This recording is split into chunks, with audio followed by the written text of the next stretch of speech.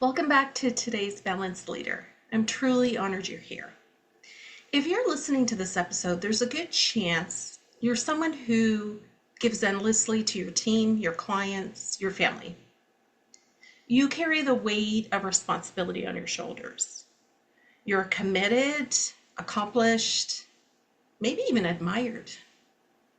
But deep down, you're exhausted. You're wondering how much more you can keep up with this pace without breaking. Let me start with a story. Years ago, I was stuck in a cycle of overfunctioning. I was the go-to person, the fixer, the one who never let a ball drop. I felt important, but under the surface, I was unraveling.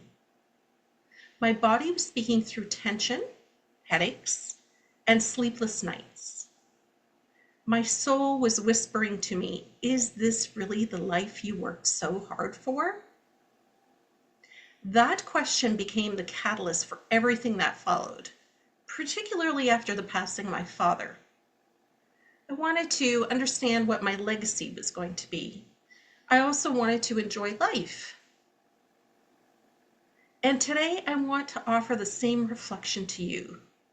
This episode isn't just about boundaries, it's about reclaiming your power, your peace, your presence, and all that without guilt. So if you're ready, let's begin. There's a myth of overworking in the neuroscience of stress. So let's unravel that myth. There's a toxic culture narrative that says busy equals productive, overworking equals committed, and hustle equals success. Let those sink in. But let's start by unpacking the first one. Busy equals productive. Think of executives who brag about back-to-back meetings from 7 a.m. to 7 p.m. Their calendar is packed, their inbox is constantly pinging, and they haven't taken a lunch in years. Their team sees that manager as a machine, but what they don't see is that that leader can't remember the last time they had a creative idea or felt joy in their work. Or maybe you're an entrepreneur who keeps adding more tasks to the day, believing the busier you are, the closer you must be to making it. Right? I've been there. But what they don't realize is that they're burning out their decision-making capacity and drowning out their intuition. This is not productivity, it's depletion. And neuroscience tells us a very different story. When we are chronically stressed, when we push through fatigue, when we override our instincts and say yes to everything, our bodies remain in a prolonged state of sympathetic nervous system activation. This is your fight or flight response. Cortisol and adrenaline flood the body. Your prefrontal cortex, the part of your brain responsible for decision making and emotional regulation, goes offline. Your creativity, your empathy, your strategic thinking all diminish.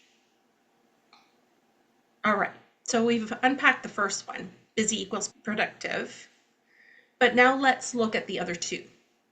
Overworking equals committed. How many times have you heard someone praised for staying late, answering emails on vacation, or pulling all-nighters for a project? Been there. We equate that with commitment. But is it really? True commitment isn't about hours logged, right? It's about clarity, presence, and integrity. I once coached a senior leader who was convinced her 14-hour workdays showed dedication. But what did that do? What was the ripple effect to that? Her team felt completely disconnected, unsupported, and constantly reactive. because she was leading by example. And when she began working smarter, not longer, she began holding intentional meetings, delegating effectively, and preserving that white space on her calendar that her team thrived. Commitment deepened when she reclaimed her capacity. Okay, let's look at the last one. Hustle equals success. This one runs deep, right? It says if you're not grinding, you're falling behind. But the leaders we admire most don't just hustle. They take the time to pause. They take the time to strategize. They protect their peace so that they can make those bold moves from a grounded place. And this brings us to the neuroscience piece of it. Because when we are chronically stressed, which so many people are today, when we push through the fatigue, when we override our instincts and we continue to say yes to everything, our bodies remain in a prolonged state of sympathetic nervous system activation. That is what I'm talking about, your fight or flight response, right? Because your cortisol and adrenaline flood the body. Your prefrontal cortex, the part of your brain responsible that we talked about for that decision-making and emotional regulation, is offline. Same kind of thing, right? Dr. Joe Dispenza has spoken at length about how we get stuck in this known past. In his own life, after a serious biking accident left him with multiple vertebrae fractures, he was told he might never walk again. But during his healing journey, he began studying the mind-body connection and realized that his habitual thoughts were keeping him in fear. He created a new internal reality by visualizing his spine healing and shifting his identity. That shift in his identity required boundaries around the thoughts he would allow in. It was a boundary with fear and with who he believed he had to be. And if we look at Mel Robbins, similarly, when she was at her low point, which was like a financial crisis, marital stress, anxiety, she was waking up each morning feeling like a failure. And who wouldn't? Her turning point came when she saw a rocket launch on TV and decided to try something radical. She counted down from 5, like they do on or with a rocket, right, before it launches, and pushed herself out of bed. That moment she launched the 5-second rule, right? You count down from 5 and then you do it. But it also created a new chapter in her life. And what most people don't know is she had to set deep emotional boundaries. No more waiting for motivation, no more defaulting to comfort. She built her life on boundaries with inaction. Think about that. That's hard. So now I'll ask you, are you operating from alignment or from adrenaline? Are you creating space for thought, for pause, for creativity, for healing? Or are you just surviving momentum? Okay, let's go a little deeper. Let's look at why high achievers struggle with boundaries. Because they do. We all do. We've seen how stress can trap us in a pattern of survival. We all know that to be true. But to shift out of that loop, we need to understand why we often stay there, especially if you identify as a high achiever. You see, many of us weren't taught boundaries. We were taught to perform, to please, to push. Work hard, you'll get ahead. Be the good girl, boy, whatever. You want to please people, you want to be quiet, you want to be seen, not heard. but you need to push, and you need to push through things. So when you're sick, you need to get up and still do whatever it is. When you break a leg, you still need to get up and do whatever it is, right? So we're taught to perform, to please, to push. We were taught that being selfless was noble, that being available 24/7 was impressive. You were loyal to a company, right? Or family, or whatever it is, but you were loyal to them if you gave it your all.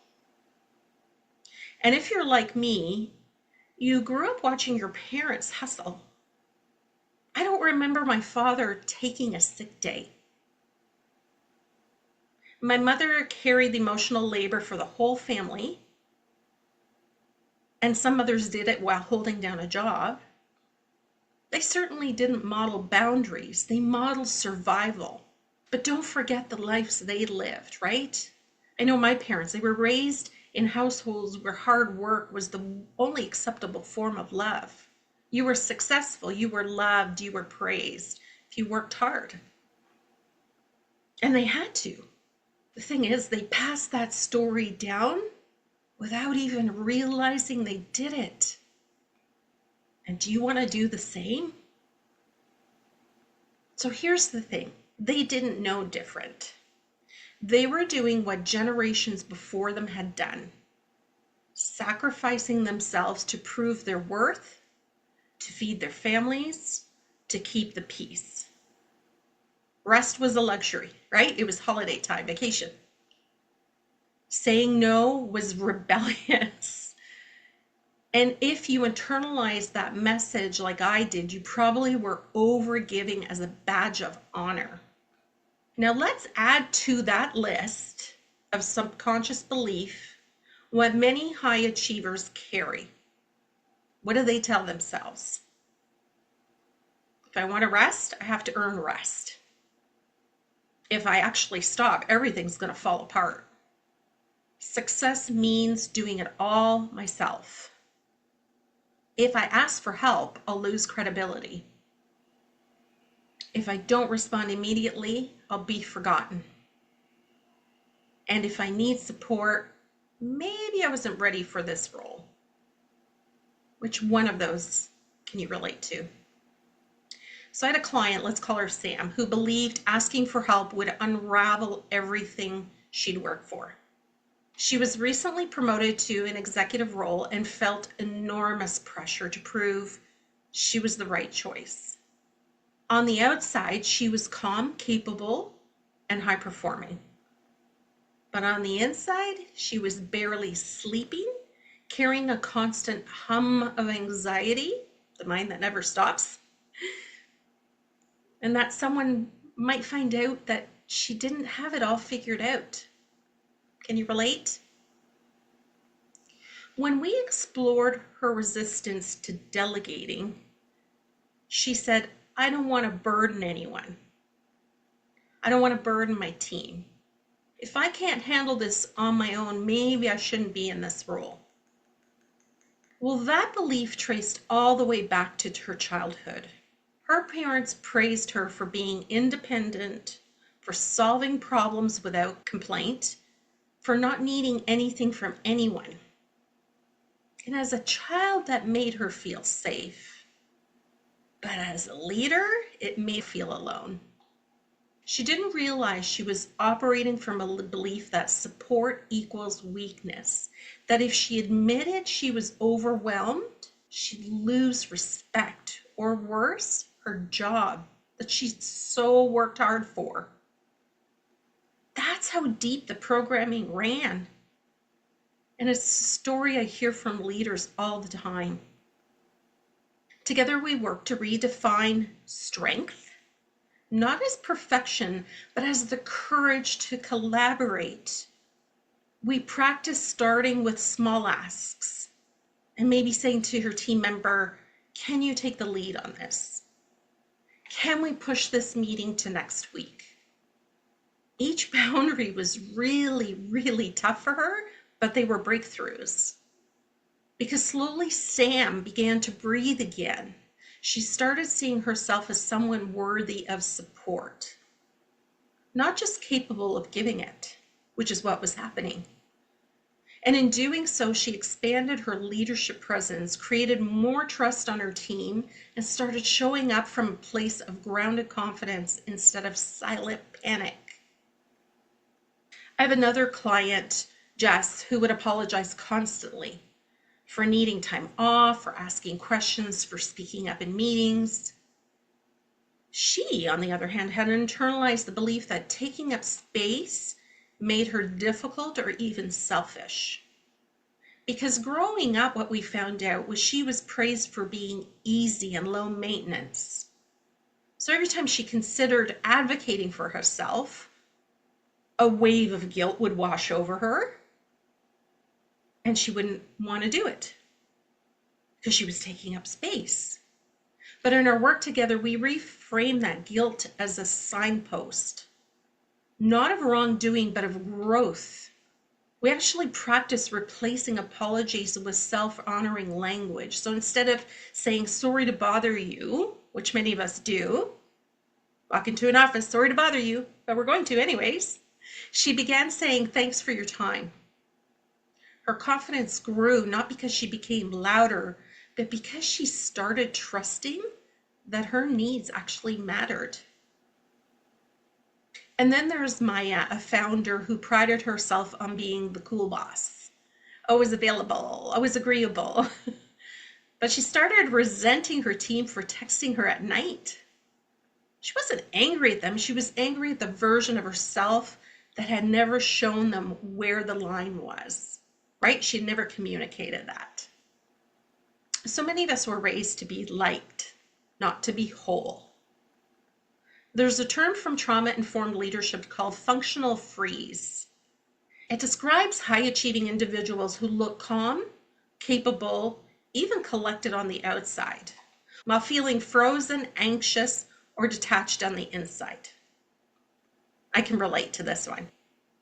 They've trained themselves to push through discomfort, to override exhaustion, to keep going no matter what.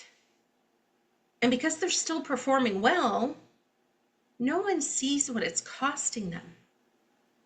I can so relate to that, as many of you know. Maybe that's you. Maybe you've been functioning in freeze for years, doing what's expected, delivering the results, but feeling more and more disconnected from joy, intuition, and presence. Because we weren't taught to protect our peace. We were taught to prove our value by how much of ourselves we gave away. And if you're done with that, well, that ends here. Because here's the thing, these beliefs aren't just emotional, they're neurological.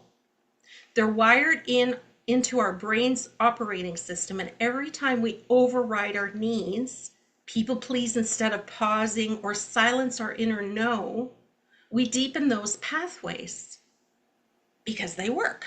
And over time, self-sacrifice becomes our default system. Neuroscience shows us that with repetition and awareness, we can actually rewire these patterns. And that's what I do in my world. But it takes intention and it takes commitment, right? It takes creating new habits, new boundaries, and new language. And let me set the record straight right now. Boundaries are not barriers. They are bridges to deeper connection, sustainable success, and self-respect.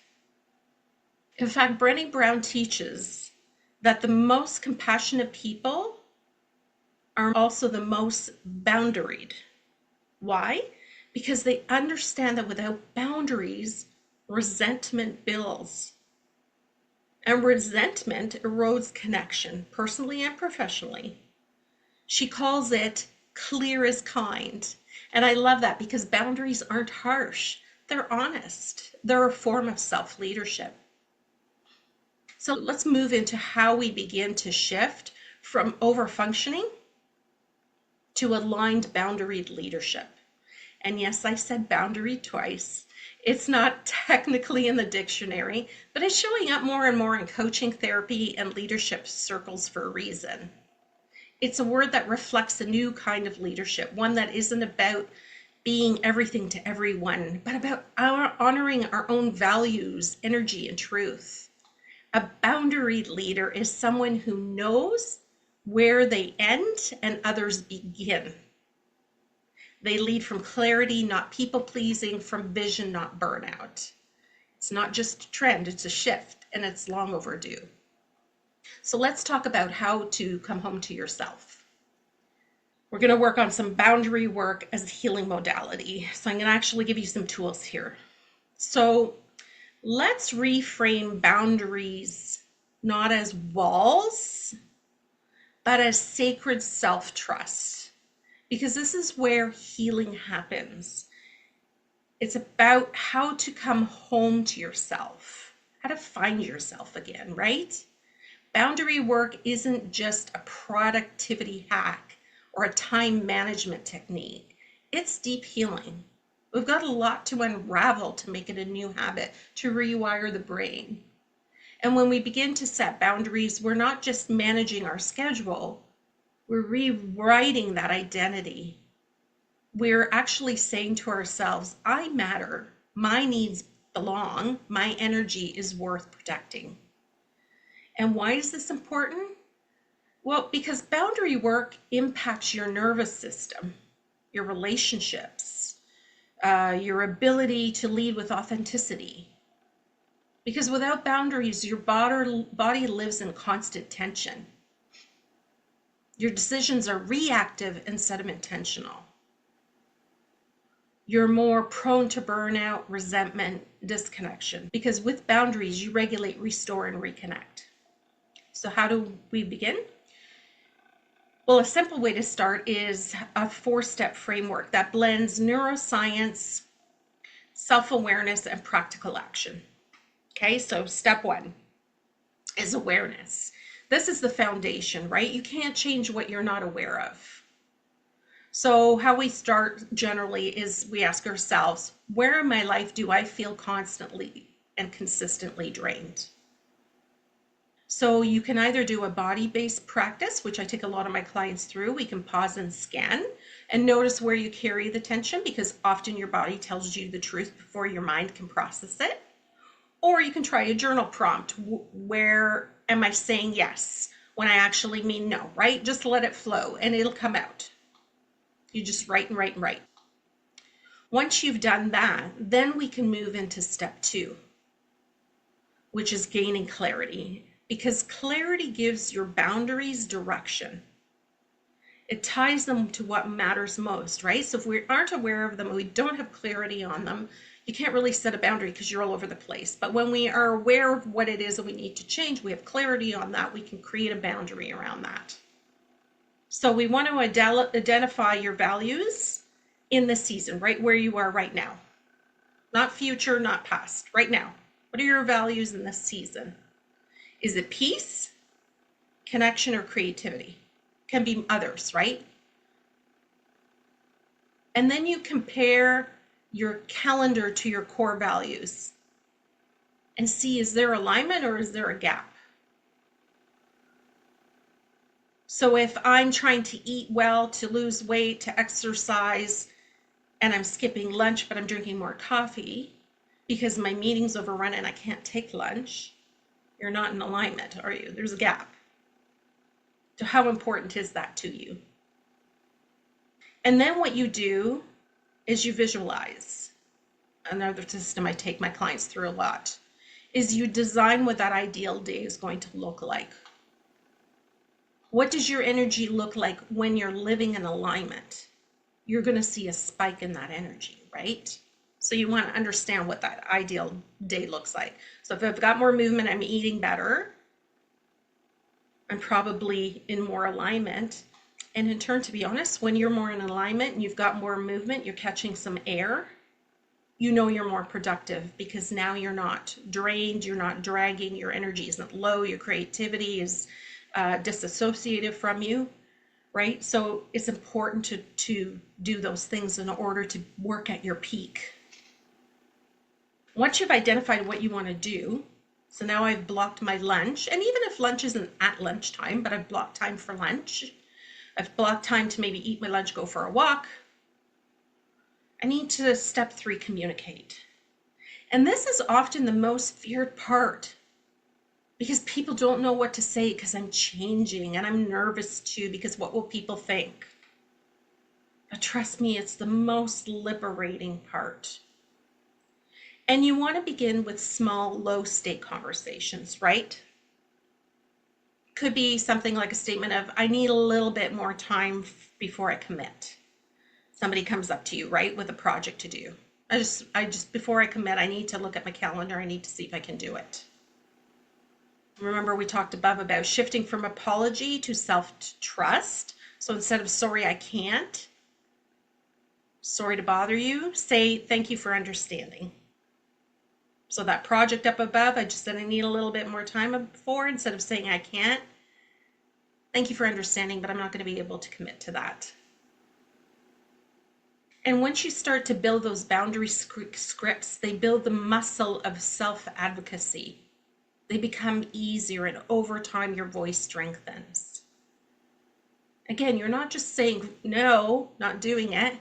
You're actually having that conversation with people and changing the wording. And then step 4, of course, is around reinforcement, because boundaries need consistency to stick, just like anything else. Consistency is the only way to make it work. And this is where many people fall off. So what are some of the tips to be consistent? Well, set structures that support the boundary, like turning off notifications or blocking time for lunch. Creating rituals that bring you back to center, like breath work, morning intention setting, journaling, homework that I give my clients. And then reframing the guilt. Guilt is often a sign that you're disrupting an old pattern, not doing something wrong. I often say to my clients, you would never speak as harshly to yourself with guilt, blame, and shame to a friend as you do to yourself. You would be kind to your friend. You're so hard on yourself. So pretend that's your friend in the mirror that you're having a conversation with, and stop the shame, blame, and guilt. And these 4 steps are not a one and done fix, right? They're practical. They're a practice, a path back to your center. But when you integrate these steps into your daily rhythm, you begin to experience some freedom, not just in your schedule, but in your identity. You stop over functioning, excuse me, and start embodying the leader that you truly are.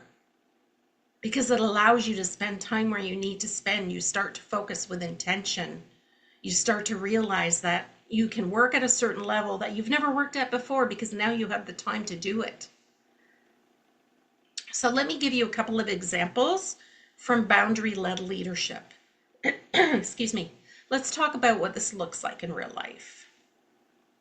So Bozoma St. John, a former Netflix and Endeavor exec, is unapologetic about her boundaries, especially around joy. She schedules joy with the same level of commitment as board meetings. Think about that. Joy at board meetings, same importance. Why? Because after losing her husband and navigating unimaginable grief while still climbing the corporate ladder, she realized that joy wasn't optional. It was necessary. Modeling this in leadership helps normalize humanity at the highest levels of performance. When her team sees her honor her boundaries, they feel permission to do the same. Marie Forleo, many of you know her, the multi-passionate entrepreneur and founder of B School. She blocks out entire months every year just for creative rest. Not client work, not content planning, rest. Why? Because she knows her best ideas come when she's not in the grind. Creating boundaries around her energy allows her to lead her business from vision, not exhaustion. She's built a global brand by prioritizing alignment over hustle. Alex Elle, best-selling author and wellness educator, has built her brand around softness and strength. She openly discusses the boundaries she sets around social media, time, and emotional labor. She writes, boundaries are not about shutting others out. They're about keeping ourselves in. Her boundaries come from a place of deep self-knowing and they help her serve her audience with clarity and compassion instead of depletion. I'm going to tell you a client story too about Sandy, who's a director, who used to answer emails at midnight before she went to bed, say yes to every meeting, even when she was sick, and led from a place of constant urgency, constant.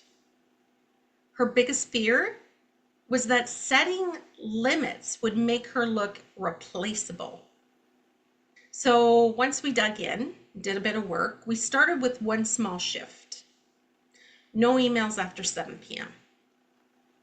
Should have seen her jaw drop. At first, it was super uncomfortable for her. She worried people would think she wasn't working hard enough. But within weeks, her sleep improved. Her meetings became more intentional. Her team started mirroring her energy and showing up more empowered and less reactive. Now she gets to lead from alignment, not obligation, and her influence has only grown. So let's think about your personal boundary map, because I always love to give you something to take away and use. And I get it. If this all feels new or a little tender, that's okay. Because I want to meet you exactly where you are. You don't have to leap into radical change overnight. You can if you feel like it. But let's begin with something small, personal, and powerful. And before we dive in, let me acknowledge something important. Setting boundaries might feel uncomfortable at first. It might trigger guilt, fear, self-doubt, especially if you've been conditioned to believe that putting yourself first is selfish. You might worry about how others will see you, how they'll respond, or whether they'll still see you as dependable. And that's normal. You're not doing it wrong. You're just doing something new. And remember, boundaries aren't meant to push others away. They're meant to pull you back into your truth, into your center, into the life and leadership you actually want. So let's create this tool together. It's a simple and powerful way to begin building this boundary muscle. So boundary setting, especially in leadership, can feel overwhelming at first. It's not just about saying no to everything. It's about reclaiming your time, energy, and alignment. Let me repeat that. Reclaiming your time, energy, and alignment. That's why we need a starting point that's visual, reflective, and honest. And remember, this isn't about perfection. It's about awareness. And I call it the personal boundary map, and it serves 4 essential purposes. Your mindset. It helps shift your inner dialogue from I have to do it all to I get to choose where my energy goes. That shift alone can reduce anxiety and reawaken your personal agency. 2, your why. You may be living in constant reaction mode, always available, always responsive. This tool shows you where you're leaking energy so you can consciously redirect it toward what truly matters, which is under your why. 3, science. Your nervous system thrives on predictability and protection. It's how it feels safe. When we set boundaries, we signal safety though. And when we map it out, it helps you visually calm your fight or flight response by identifying clarity and control. And then 4 obviously is communication, because you have to be able to communicate. It's not always easy to speak your needs aloud, but this tool gives you the language, real grounded examples to start these conversations. It helps you to define what you want to say before you have to say it. So yes, this is a simple version, but it's also powerful. And again, I call it the personal boundary map. And it's especially helpful if you're just starting out or feeling overwhelmed by where to begin. Think of it as a self-awareness mirror. It shows you where your energy is leaking, where it naturally flows.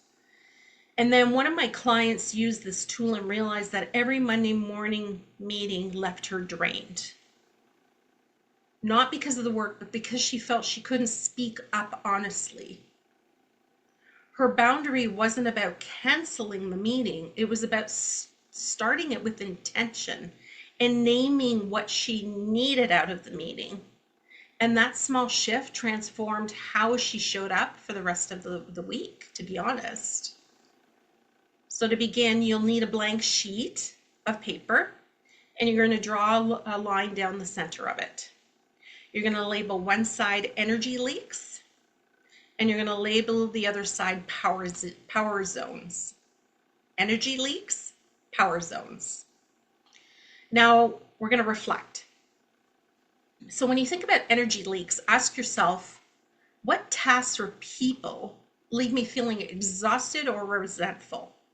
And you're going to write them down under the energy leaks. Where in my week do I feel rushed, depleted, or taken for granted? You're going to write those down. What habits or thought patterns are draining me? What do I mean by that? Over-checking emails, saying yes when I mean to say no. What are those habits or thought patterns that are draining me? And where am I overriding my intuition to meet expectations? So my intuition says I shouldn't, or my gut, if you will, says I shouldn't, and I'm overriding it to meet expectations. Then you've got your list of energy levels, right? What are the leaks? Now we move over to the power zones. You're going to ask yourself, what activities or relationships leave me feeling grounded, clear, or inspired? When do I feel most like myself? Where do you feel confident, right? Where do I feel good? What practices help me reset and reconnect? Think walking, journaling, deep conversations, creating, painting. What is it? What are those practices? And who honors my energy and listens when I express a need? And then once you're done, pause and take it in. This map gives you clarity, and guess what? Gives you clarity without judgment. Now what you're going to want to do is you're going to want to choose one energy leak and one power zone to work with this week. So ask yourself, what is one small boundary I can set to reduce this leak? What is one way I can amplify or protect this power zone? And then how can I communicate either with love and courage? And I want you to take your time with this. Don't rush the answers. Even naming one energy leak can be the start of real transformation. Because remember what I said, boundaries are not punishments. They're agreements that protect your peace. If you need help, reach out. I'm happy to walk you through this. I offer free calls. You always get one free clarity call. If this is what you want to work on, call me, book it. And if this exercise brings up a lot, it's okay. This is tender work. This is a lot of deprogramming that you need to do, right? But remember, you don't have to do it all alone. You don't have to figure it out that by yourself.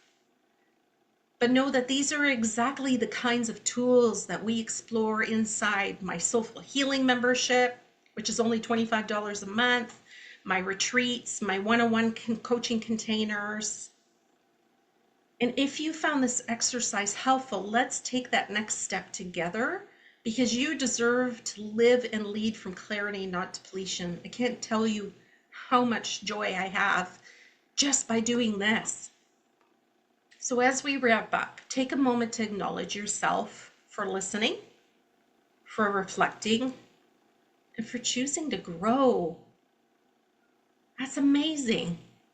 You've taken a powerful step today. Even the smallest shift in awareness can ripple into lasting change. Boundaries aren't just about protecting your time. They're about honoring your truth. And that's what real leadership is built on, right? So as we move through the rest of the day, or whenever you're listening to this, I want to leave you with this. Know that you are worthy of rest. You are allowed to say no. You get to honor your own voice, and you get to lead with clarity, courage, and compassion. I'd want to follow that person. So if this episode spoke to your soul, I ask that you share it with someone you love. Let them learn too. Might be a great way to get the communication piece across to them. Join our beautiful community in the Soulful Healing membership and book a free Lead Your Life discovery call to explore how this 4-month journey can help you reconnect with your inner truth, shift long-held patterns, and finally lead with clarity, passion, and courage on your terms. You are not here to be everything for everyone. You are here to lead, live, and love from a place of wholeness. And that begins with one sacred boundary at a time. I hope you enjoyed this episode. Please like, share, and comment. I'd love to hear from you. Have a great day.